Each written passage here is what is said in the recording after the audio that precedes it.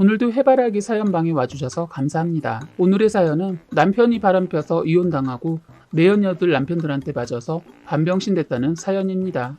사연 읽기 전에 구독과 좋아요 부탁드리겠습니다. 저는 43살의 남편과 41살의 주부로 남들 사는 것처럼 살았던 부부였습니다. 남편과 저는 아이 학업을 위해 몇 년은 주말 부부로 지내고 있었어요. 그런데 그렇게 성실했던 남편이 아이 학업이 끝나지도 않았는데 무턱대고 직장이 어려워져 다니기 눈치 보인다면서 다른 직장을 알아보지도 않은 상태에서 그쪽만 생각하고 자진 퇴사를 해버리더군요. 그렇게 남편은 하루아침에 백수가 되었는데 다행히 지인의 소개로 다시 일을 하게 됐지만 본인이 오랫동안 해왔던 일이 아니어서 그런지 오래 다니지 못하고 바로 또 그만뒀습니다. 다른 곳을 다시 들어갔지만 한 달을 넘기지 못했어요. 지인의 소개를 받고 간 자리인데 남편이 일을 한 달도 버티지 못하고 그만둬 버리니까 저까지 면목이 없어서 소개받는 것을 그만두고 그냥 구직 신청을 해놓고 제가 시간제 아르바이트를 시작했어요.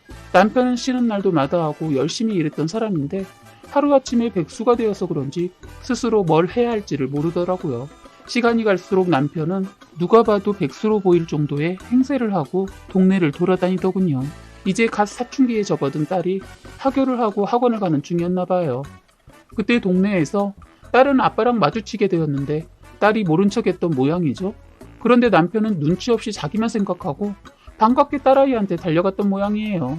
딸은 애들한테 창피했는지 모른 척하려고 하니까 남편 놈이 딸의 이름을 부르는 바람에 딸은 친구들에게 초라한 아빠의 모습을 보여주기 싫었는데 할 수 없이 결국 소개를 하게 되었다고 하더군요. 딸이 집에 와서 울며 불며 얘기해줘서 알게 되었는데 남편 모습을 보니까 머리도 3, 4일은 감지 않은 모습이더라고요. 남편 모습을 보니 저라도 조금은 창피했을 것 같았어요. 그래도 저는 울고 있는 딸에게 오히려 뭐라고 했어요. 남편은 자신이 일을 하고 있지 않아서 그런지 딸아이한테 받은 충격이 컸던지 바로 일을 알아보고 계속해서 면접을 보러 다녔는데 잘 되지 않았습니다. 남편은 원래 먹고 살려면 지인이나 친구 모임 이딴 거 다 필요 없다고 말하던 사람이 갑자기 동창 모임 문자를 받고 가겠다고 하더군요. 쉬고 있는 김에 바람도 쐬고 친구들 얼굴 보면서 기분도 전환시키고 오라고 보냈더니 다녀온 후 며칠 지나서 취직을 할 것 같다고 하더라고요. 친구가 보험을 하고 성공했는데 너무 멋져 보였다고 하면서 자기도 할 수 있다면서 보험을 해보겠다고 하더군요. 갑자기 보험에 대해 얘기를 하면서 흥분한 상태로 말을 하는데 이미 취직을 한 사람 같았습니다. 사실 보험에 대한 나쁜 말을 들은 적이 있어서 살짝 걱정도 되기도 했는데 주변에서도 걱정을 해주더군요. 요번에 일 그만둔 거 빼고는 속을 썩인 적이 없는 남편을 믿고 놀고 있는 것보단 뭐라도 하는 것이 좋을 것 같아 응원해줬어요. 그래서 그 친구 소개로 보험을 하게 되었습니다. 그런데 보험이란 일을 시작하면서 외모뿐만 아니라 하는 행동도 정말 변하기 시작했어요. 원래 말주변이 없는 것은 아니지만 공장에서 잔뼈가 굳어진 사람인데 사람을 상대하는 일을 할 수 있을까 고민했는데 생각보다 잘 버티는 겁니다. 사실 남편이 인물이 어디 내놔도 빠지지 않는 사람이긴 하거든요. 늘 작업복 같은 거 아니면 잠바만 입던 사람이 양복을 입으니까 옷이 날개라고 정말 환칠하더라고요. 본인도 자신의 변한 모습이 좋은지 거울에서 눈을 안 떼고 날이 갈수록 옷을 비롯해서 이것저것 사들이기 시작하더군요. 그런데 처음에는 제가 양복이며 가방 같은 거 좋은 걸로 사주니까 괜히 돈 쓰지 말라고 말리던 사람이 어느 날부터는 본인이 알아서 브랜드 쪽으로 눈을 돌리더니 저 모르게 명품도 몇 개 사서 감춰놨더라고요. 처음엔 저한테 미안해서 그랬나 보다 생각했습니다. 저는 바둥바둥 살면서 아껴두고 아껴뒀던 비상금까지 덜어서 이것저것 챙겨줬더니 뒤로 저를 속이고 이러고 있었더군요. 이놈이 이랬던 것에는 다 이유가 있었더라고요. 일을 시작하고 좀 지나자 한동안 잘 굴러다니던 차도 바꾸려고 난리를 쳤었는데 끝까지 차 바꾸는 것을 말렸는데 기가 막힌 게 저 모르게 적금도 해지하고 모자른 나머지 돈은 친구한테 돈을 빌려서 할부로 사서 그 친구한테 갚으면서 차 명의도 친구 명의로 하고 저를 철저하게 속이고 2대를 끌고 다녔더라고요. 새로 산 차는 회사에 놓고 집에 올 땐 전에 있던 차로 퇴근을 했던 겁니다. 나쁜 새끼가 말입니다. 글로 욕을 다 표현 못하고 쓰려니 속이 풀리지 않고 분하면서 그때 일을 생각하니 손이 떨리고 가슴이 답답하네요. 다시 전 남편 얘기를 하자면 저는 나중에 애들 아빠고 뭐고 그냥 인간 쓰레기다 생각하고 제대로 한 방 먹였습니다. 알고 보니 그 친구 놈도 똑같은 인간이더군요. 남편 친구놈은 아직 결혼을 하지 않은 상태에서 연애만 거의 8년을 하고 있는데 다 이유가 있었던 건 아닌가 싶더군요. 남편놈 친구놈도 알고 보니까 바람을 밥 먹듯이 피고 있었더라고요. 그래서 여자친구와도 헤어짐을 반복하고 있다는데 너무 기가 막힌 게 들키면 잠잠하고 있다가 용서받고 나면 또 바람 피고 있다는데 그 여자도 대단한 것 같아요. 제가 그들의 얘기를 어느 정도 들었는데 제가 생각하기에는 평생 못 고칠 병 같은데 어떻게 8년을 이렇게 사귀고 있는지 대단한 여자 같았어요.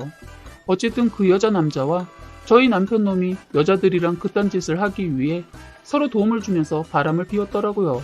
살면서 한 번도 여자 문제나 돈 문제로 속을 썩인 적이 없어서 믿었는데 너무 믿은 제가 잘못이라는 생각도 들었어요. 친구 하나 없이 일만 죽어라 했던 사람이 친구를 만나고 나서 너무 활기차게 밝아져서 되려 좋아 보여서 잘 됐다고 생각했는데 이 두 놈들이 저와 그 여자친구를 바보로 만들어 놓고 아주 신나게 바람 피우면서 지냈다고 생각하니까 억울해서 못 살 것 같아서 저는 바람난 여자들의 뒷조사 아닌 뒷조사를 했습니다. 알고 보니 이놈이 직원과 고객과도 바람을 피웠더군요. 사실 바람을 알게 된 것은 남편이 깜빡하고 핸드폰을 두고 출근을 했는데 핸드폰 문자와 한 통의 전화를 받으면서 모든 것이 밝혀지게 되었습니다. 일할 때 쓰는 전화와 개인적으로 쓰는 전화가 있었는데 일할 때 쓴다는 전화를 두고 출근을 했던 거죠. 남편이 나가고 20분이 되었을 때 문자 한 통이 오더군요. 일할 때 쓰는 전화라 전혀 신경 쓰지 않고 남편한테 전화 두고 갔다고 전화를 하려고 하는데 때마침 문자가 오더군요.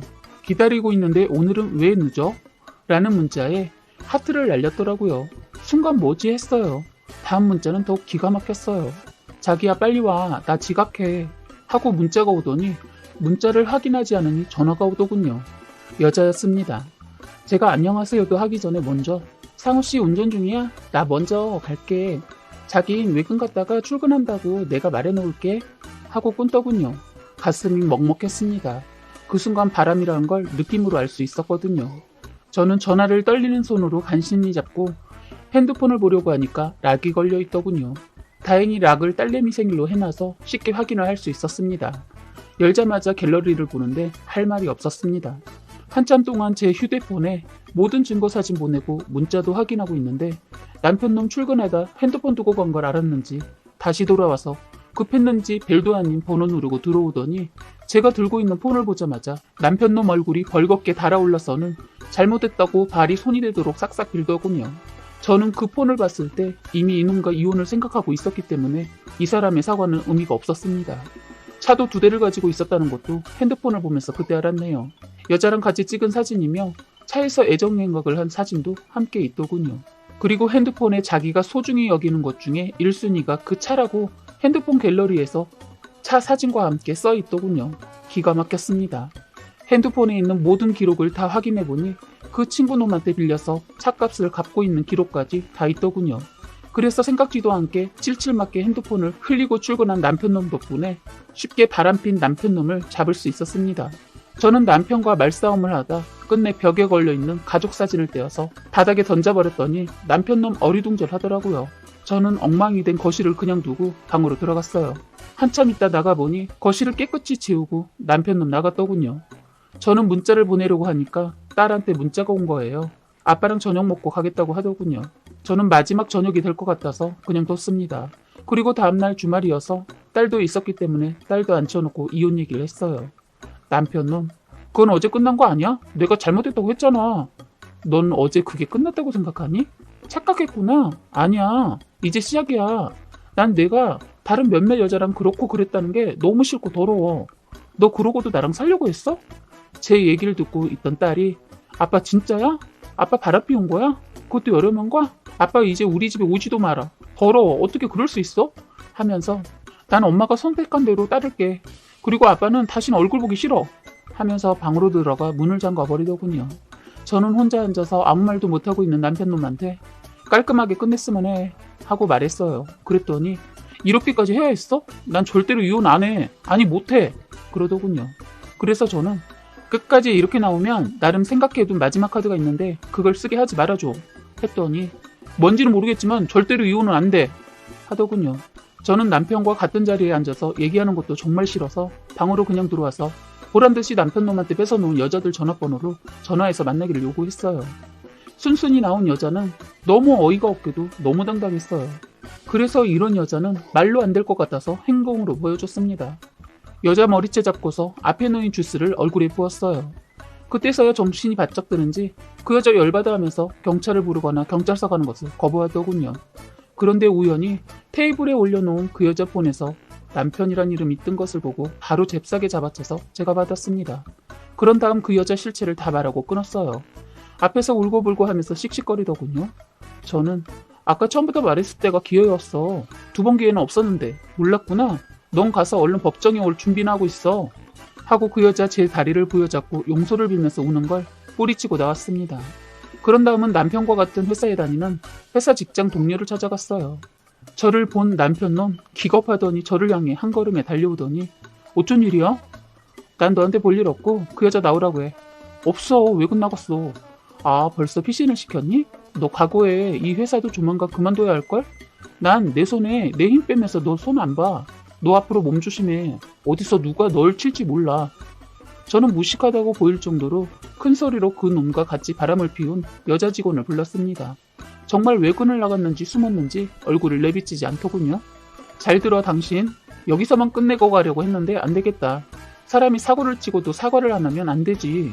네가 안 하면 다른 사람한테 받아야지. 일단 그렇게 알아라.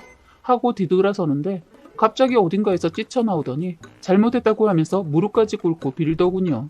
아니, 넌 기회를 놓쳤어. 넌 사람 잘못 건드렸어. 하고 나오는데 남편놈이 꼭 이렇게까지 해야 해? 하더군요. 어이가 없어서 너도 조심해. 생각 안 하고 그렇게 말을 그냥 내뱉지 마. 너 바람 피우고 너무 당당한 것 같다. 내가 원하는 이혼 그래 하자 하더군요. 좋아 하자. 내가 원하는 대로 해주면 해줄게.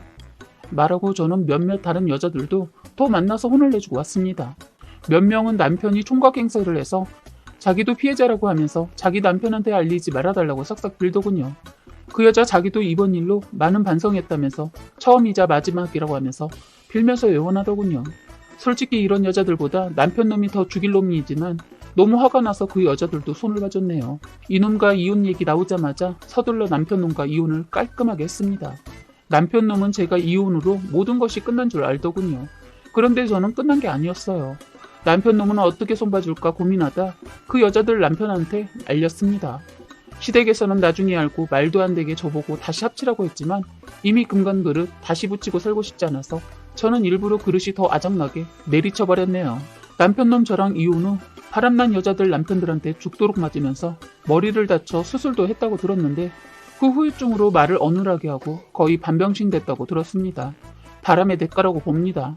시어머니라는 사람은 당신 아들 반병신 만들어놨으니까 저보고 책임지라고 하더군요. 번호를 바꿀까도 생각했는데 하던 일도 있고 해서 그냥 뒀는데 뜻밖의 남편놈이 전화를 했더군요. 받지도 않고 그날 바로 전화 바꿨습니다. 2번 다시 목소리도 듣고 싶지 않더라고요. 딸아이도 아빠한테 정이 떨어져서 그런지 엄마가 하는 대로 따르겠다고 해서 딸도 번호 바꾸고 저희는 살던 집도 팔고 시댁에서 2번 다시 연락할 수 없는 방법을 찾아서 살고 있습니다.